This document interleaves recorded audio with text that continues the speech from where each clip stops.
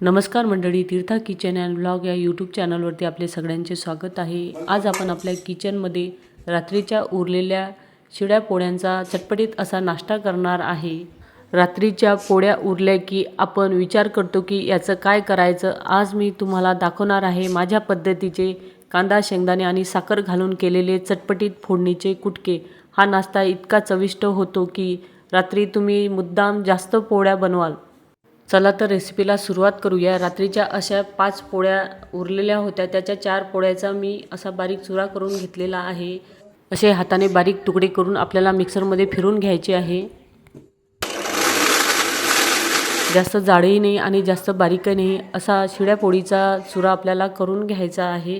त्यानंतर कढईमध्ये मी 3 पळ्या तेल टाकून घेतले, थोडीशी मोहरी टाकून घेतली। इथे मी फोडणीत टाकण्यासाठी 2 मोठे कांदे कापून घेतले, कोथिंबीर, 5-6 हिरव्या मिरचीचे तुकडे करून घेतले आणि कढीपत्ता घेतला। मोहरी छान तेलात तडतडल्यानंतर आपल्याला हिरव्या मिरचीचे तुकडे इथे घालून घ्यायचे आहे। त्यानंतर 1 छोटी वाटी मी इथे शेंगदाणे घालून घेतले। आता हे तेलात चांगले परतून घ्यायचे। हे परतून झाल्यानंतर आपण जे 2 मोठे कांदे बारीक चिरले होते ते इथे टाकून घ्यायचे आहे।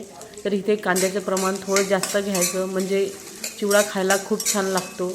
आता कांद्याचा कच्चेपणा जाईपर्यंत हे तेलात चांगले परतून घ्यायचे। त्यानंतर जो आपण घेतलेला कढीपत्ता आहे तो इथे टाकून घ्यायचा आहे। कढीपत्ता चांगला तेलात परतून झाल्यानंतर 1/4 चमचा मी हळद आणि अर्धा चमचा इथे लाल तिखट घालून घेतलेले आहे। आता हे तेलात चांगले परतून घ्यायचे। त्यानंतर आपण जो शिळ्या पोळीचा मिक्सरमधून फिरून चुरा केला होता तो इथे टाकून घ्यायचा आहे। त्यानंतर 2 चमचे पोहे खायचे मी इथे साखर घालून घेतली आणि पाऊण चमचा मी इथे मीठ घालून घेतलेले आहे। आता हे छान एकत्र करून घ्यायचे। हे सर्व साहित्य चांगलं एकत्रित झाल्यानंतर ग्लासमध्ये थंड पाणी घेतलं आणि पाण्याचे 2 हबके मी या कुटक्यावरती मारून घेतलेले आहेत। म्हणजे शिळी पोळी असते, उन्हाळ्यामुळे या पोळीमध्ये कोरडेपणा येतो, थोडे कडक पोळी होते।